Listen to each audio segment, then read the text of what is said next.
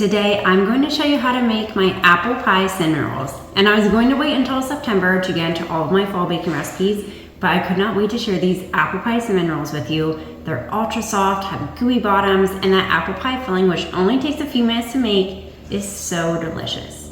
So come on, I'll show you step by step how to make these. These cinnamon rolls, we need the dough hook attachment, which I already have on. I'm using brown sugar in this dough. You can also use granulated sugar, but because I'm making apple pie cinnamon rolls, I wanted the richer flavor and extra flavor from the brown sugar. So that's what I'm using today. You'll need warm milk. Make sure the milk is between 108 and 112 degrees Fahrenheit. This will help to activate the yeast, which will allow the yeast to rise and do what it's supposed to do to make those ultra soft and fluffy cinnamon rolls. I'm using 2 1/4 teaspoons of instant yeast. You can use active dry yeast as a 1-to-1 replacement for the instant yeast. Just make sure that you mix the active dry yeast with warm milk and sugar. Active dry yeast needs an activation step, which means that the warm liquid needs to mix with the yeast in order for it to activate and make the dough rise. Instant yeast, you do not need this activation step. You can just simply mix the yeast in with all the other ingredients. Next, we're using 3 cups of bread flour. You can also use all-purpose flour. I like the bread flour because it seems to provide the roll with more rise and a little bit more structure. All-purpose flour though works just as good, and honestly, you can't beat homemade cinnamon rolls either way, so whatever you have on hand. My personal preference though is bread flour. And you'll need some softened butter. My butter is a little bit more than softened, it's a little bit melted, but that's okay.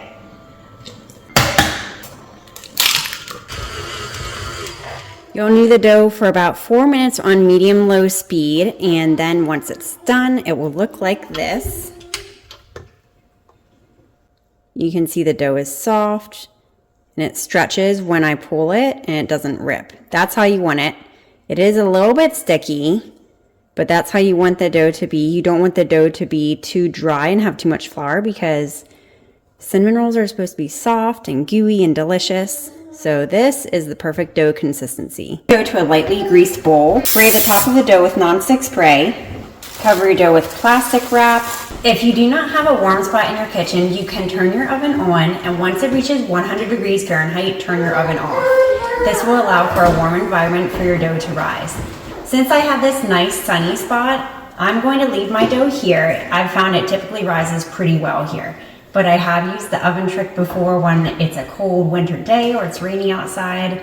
It works really well. So leave it to rise for about 30 minutes. While the dough rises, we're going to make the cinnamon sugar filling. And since this is apple pie cinnamon rolls, this cinnamon roll actually has 2 different fillings. So we're going to make the cinnamon brown sugar filling, and then we'll also make the apple pie filling. So first we need softened butter. And of course, brown sugar and cinnamon. Mix this until the mixture is very well combined and the mixture almost forms like a paste. Now we're going to make the apple pie filling. So for this, you'll need an apple, the juice of a lemon, and of course some brown sugar and cinnamon. We actually went to the amusement park this morning, and when you go back to the amusement park, which we may do, you get a stamp on your arm, which is what this is. And usually it's like a cute ride or something like that, but mine kind of got smeared and it just looks weird. So if you see this in the video, that's what it is. You want to cut the apple into small bite-sized pieces. The smaller pieces cook a lot more evenly, and this results in softer, more tender apples, which is what you want with that soft cinnamon roll dough. After chopping the apples, I like to roughly chop the apples one more time just to get even smaller bite-sized pieces. And now you'll add the apples, the brown sugar and cinnamon, and the lemon juice to a medium-sized saucepan. Cook this mixture over medium heat just until that sugar dissolves. You can see the dough has rose quite a bit and it is ready. Now you'll turn the dough out onto a lightly floured surface.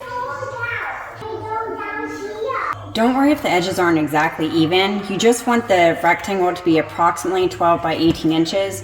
Once you add the filling and you roll the dough up, you won't even notice that these edges are not completely even.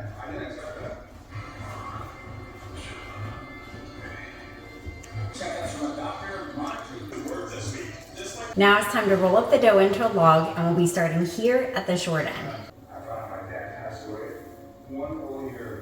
Now it's time to cut the cinnamon rolls into 9 roughly equal rolls.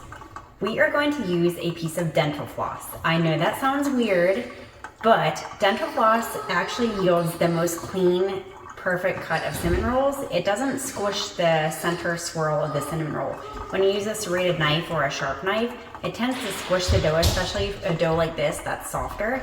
So I prefer using dental floss. Now, of course, you want to make sure you don't use mint flavor. Use an unflavored dental floss because you don't want a minty apple cinnamon roll. Underneath your log, cross the edges. My hand is slipping. Pull until it cuts through, and you'll see a nice swirl. Allow the rolls to rise one more time just while the oven preheats. This should take about 10 to 15 minutes. And once the oven is preheated, the rolls are ready to bake. This is one of those recipes where I just wish that you guys could smell these because they smell so good.